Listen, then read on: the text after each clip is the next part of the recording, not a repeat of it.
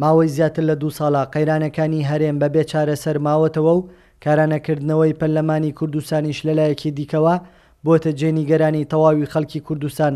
ڕۆشنبیرانیش بە پێویستی دەزانن لایەنەکانی هەرێم لە پێناو بەرژەوەندی گشتیدا سازش بکەن بۆ ئەوەی هەرێمی کوردستان لەم قەیرانانە دەرباز بکەن. داواکاری لە قیادەی حزبەکان لە حکوومەت هەوڵی جدی بدەن بۆ چارەسەرکردنی ئەو قەیرانە سیاسیە، هەم لە ئاسی ئارێم و لە نێوان حزبەکان و هەم لەسەر ئاسی بەغدا و ئەوانە بۆ ئەوەی دەنگی کورد ببێتە دەنگێکی بەهێز و ڕنگدانەوەی هەبێ و حسابی بۆ بکرێ. بۆیە زۆر داواکارین وەکو ناوچەدا بڕاوەکان بە تایبەت ئەگە ئەو قەیرانان چارەسەر نەکرێت ئێمە هیچ ئومێدێکمان نامێنێ، بۆیە داواکارین ئەو قەیرانانە زوو چارەسەر بکرێت. چاودێران نەخشە ڕێگاکە یەکێتی بۆ چارەسەری قەیرانەکانی هەرێمی کوردستان لەم کاتەدا بە گرنگ دەزانن، بۆیە بە پێویستیشی دەزانن سەرجەم لایەنەکان بە دەنگیەوە بێن تاکو هەرێمی کوردستان لەم دۆخە قەیرانە چەق بەستووە ڕزگار بکەن.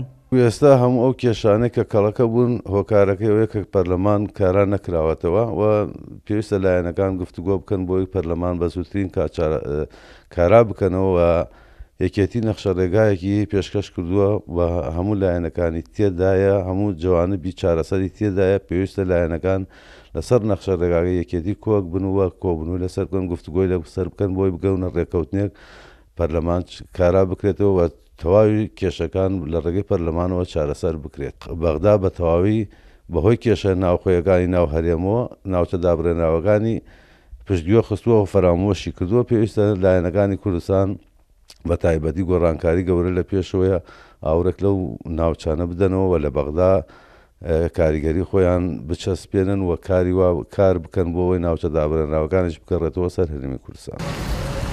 کاروان حەبیب، کورد سات نیوز، خورماتوو.